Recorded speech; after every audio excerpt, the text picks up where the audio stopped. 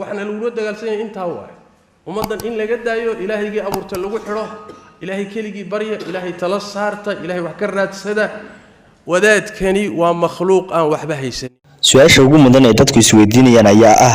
hees 5 sano ka hor la qaaday maxaa guud ahaan caalamka ku faafiyay isla markaana si dhib yar ay durtaba ugu qaraxday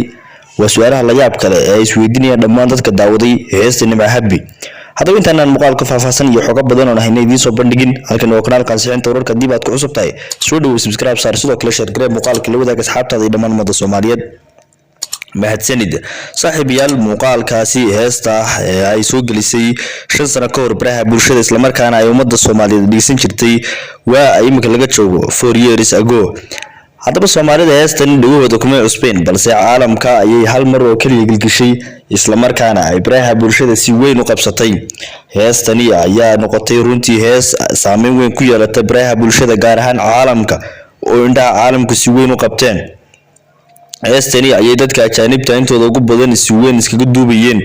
iyagoo ugu dambeyntii Soomaaliduna ay heestani si la xaalo uga heshay isla markaana telefishinada Soomaalida kuwada ugu waaweyn ay ka sameeyeen warbixino kala duwan isla markaana ay soo galinayeen barwada bulshada iyagoo markaasi ka raadinaya views iyo sidoo kale sumcadda ay yeelatay gabadha Soomaaliyeed kor u qaadisteeda dhalinyarada Soomaaliyeed kuwa caan kuwa kale shakhsiyadaha caalamka dadka ugu caansan ayaa heestani iska soo duubay already heestu waxay noqotay hees ummadda Soomaaliyeed meel kasta ay joogto magac weyn u soo jiida Nimco Habi heesteeda lala dhacay ayaa waxay samaysatay aalad TikTok aaladeeda TikTok waxa ku qoran saaxiibayaal magaceeda oo ah Nimco Cabdalla ayaa ugu qoran balse waxa la sameeyay TikTok badan oo been abuura halka shirkadda TikTok ay TikTok iyadoo ay YouTube-keeda muuqaal ay soo gelisay laga soo degay isla markaana la soo geliyay ay iyadu runtii la mooday isla markaana shirkadda TikTok ay verified ka saartay calaamada TikTok ay u saartay isla markaana isugu weyn baraha bulshada ugu baahay lana sii share gareeyay dad badan oo boqolaal qof iyaguna ay share gareeyeen lana wadaageen ummadda Soomaaliyeed sidoo kale caalamka dadka ku nool si weyn iyaguna u loof gareeyay isla markaana una share gareeyay ayaa waxa muuqaalada qaarkood like-tooda ay gaadheen ka badan 500,000 oo live haddaba saaxiibayaal saacad ka hor ay soo hadashay isla markaana waxay shaaca ka qaaday oo ay ummadda Soomaaliyeed u sheegtay caalamkaba in aanay TikTok la firfirgareeyay aysan lahayn iyadu balse shakhsi kale oo magaceeda ku qoraabanaya uu leeyahay isla markaana waxay ka codsatay in shakhsigaasi hadii uu awoodo inuu ku soo wareejiyo ciwaankaasi TikTok maadaama uu magaceeda halkaasi ku gaaray TikTok-kaasi gabadhani ayaa soo jeedasho balaaran ka samaysay aaladda TikTok oo muddooyinka ugu dambeysay heesaha waqtigooda dhacay dib loogu soo noolaysiinayay indhaha caalamka dhalinyarada caalamka jilayaasha caalamka iyo fanaaniinta ugu waaweyn adduunka ayaa heesteeda iska duubaysay isla markaana si weyn ula dhacay abwaanka sameeyay heesta oo si weyn isagana looga helay isla markaana isaga qudhiisa magac weyn uu halkaasi uga soo xarooday abwaanka oo TV-da qaarkood ay wareysi la yeesheen ayaa waxa uu sheegay in heesta markuu dhiibay uu islayn saameyn inta leeg ay yeelan doonta 4 years kadib sidoo kale Nimco Habi ayaa iyaduna ku baraarugtay hal mar oo kaliya heesteeda oo si weyn baraha bulshada u qabsatay haddaba saaxiibayaal waxa iyaduna la isweydiinaya isla markaana ay bulshada Soomaalida iyo sidoo kale caalamka si weyn isku weydiinaya waa maxay sababta ka dambeysay in heestani ay si dhib yar adduunka ku gaadho waliba 4 sano kadib inagoo badan aragnaa heesuhu markay cusub yihiin amba ay ku jiraan aalada social media one day iyo sidoo kale wixii ka badan inay heestaasi markaas soo jeedasho iyo waliba daawadayaal cusub kasban karto balse heestani waxay noqotay hees ku jirta muddo 4 sano baraha bulshada 4 sano kadibna kasbatay taageerayaal aad u tiro badan oo si weyn heestani u qadariyay isla markaana si weyn ula dhaca sidoo kale dadka heesta iska duubay ayaa inta badan waxay jeclaysteen aragtida iyo sidoo kale maqalkeeda iyo muuqaalkeeda fanaanadan sida dhibta yar lagu qaraxday isla markaana baraha bulshada saameynta ugu reebtay ee Nimco Habi oo laga helay runtii sidoo kale carabta ayaguna waxay codsadeen in loo doorto madaxweynaha labaad ee xiga madaxweyne Farmaajo muddaxileedkiisa gabagaboobay haddaba gabadhani ayaa si weyn waxay noqotay gabadh baraha bulshada loogu yaqaano maadaama week hor ay saahay qof xitaa fanka barajo kale YouTuberada Soomaalida ayaa muddooyinka ugu dambeysay iyaguna si weyn uga hadlayay siyaabo kala duwan u falanqeynayay heesteedan sida weyn u qaraxday sidoo kale bulshada oo meel kastoo ay joogaan iyaguna si weyn dareenka farxadda leh ula qaadanaya walaashooda Soomaaliyeed si magaca Soomaalinimada uu meel sare u sii gaaro. heestan ayaa ka koobnayd erayo yar oo daawadayaal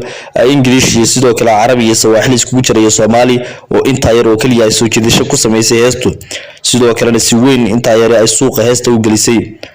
dhammaanteed heesta waxay ku jirtaa YouTuberada waaweyn ee soo geliyay waqtigaasi in ka badan muddo 4 sano balse iyadoo heesaasi ay ugu horeyntii maraysay ka ugu sareeya muuqaaladaasi 1 milyan u gaadhay bariga, balse hadda waxay ka jareen dhammaantood madaxa 5 milyan bay madaxa ka gureen oo daawadayaal views halka qaarkood intay heesta delete siiyeen ay dib u soo geliyeen isla markaana ay hadda ku dhow yihiin milyankii. gabadhani Soomaaliyeed ee dareenka farxadda la wadaagtay bulshada sidoo kale farxad iskala garan weeyay iyadoo tahay qofka la sheegaya ayaa runtii waxay dadku ku tilmaameen inay tahay shakhsi aad u nasiib badan isla markaana nasiibku caawiyay, halka dadka qaarkood ay aaminsan yihiin in aaladda TikTok ay heesteeda dib soo cusboonaysiisay halkaasina indhaha caalamku ay ka heleen isla markaana ka soo jiiteen dhalinyaro badan oo ka soo jeeda ajaanibta ay si weyn iyaguna iskugu duubeen. haddaba waxa tan iyo markii ay dhalinta iyo sidoo kale dadka caanka ah ee ka soo jeeda adduunka ay si weyn iskaga duubeen, sidoo kale fanaaniin Mareykan ah iyagu ahaayeen kuwii markii ugu horeysay iska duubay heesta, halka majajlaysta caanka ah ee Soomaalidu caanka ka dhigtay ee King Busi iyo tiimkiisu iyaguna isku soo duubayeen heestaasi oo si weyn iyagana loo dhex wareejinayo baraha bulshada. sidoo kale lahaatan waxa iska soo daba dhacay wararka sheegay in caasimada dheeri ay ka helayso wadamada UK iyo sidoo kale wadamada caalamka oo gabadhani si weyn loogu soo dhaweyn doono hadii ay tagto, isla markaana showyo kala kacsan ay ku qaban doonto. heesteedan oo noqotay runtii hees gilgisha in badan oo kamid ah dunida dadka ku nool, sidoo kale hanata qulubta dhalinyaro badan oo ka soo jeeda caalamka ayaa waxay jeclaysteen aragtida gabadhani. sidoo kale halka qaarkood ay dadyowga heestani sida weyn uga helay ay uga imanayaan caalam weynaha si heestaasi ay mar qura hortooda laga qaado isla markaana ay fanaanada sawiro kala duwan u galaan. fanaanadan caanka noqotay saacadihii la soo dhaafay isla markaana rikoorka Soomaalida ay jabisay ee daawadayaal rikoor aan hore looga dhex dhigin Soomaalida dhigtay isla markaana sida weyn adduunka gabadhani looga helay ayaa waxa ay runtii iyaduna ku hanweyn tahay isla markaana ay ku rajo weyn tahay in caalamka ay tagto. sidoo kale la filayo in dhawaan ay tagi doonto wadanka UK oo wararku ay sheegayaan in caasimada ay ka heshay gabadhaasi. nimca habi dareenkeedu ilaa habeen hore ma seexan farxad awgeed waxay noqotay runtii mid soo jeed ku dhameysatay waqtigeeda badan isla markaana aan qol gashay si aan loo arkin, isla markaana warbaahinta Soomaalida iyo raadiyada Soomaalidu waxay heegan dheer ugu jireen sidii ay midba midka kale uga hormari lahaa isla markaana uu soo wareysan lahaa wareysi dheerna uga qaadi lahaa.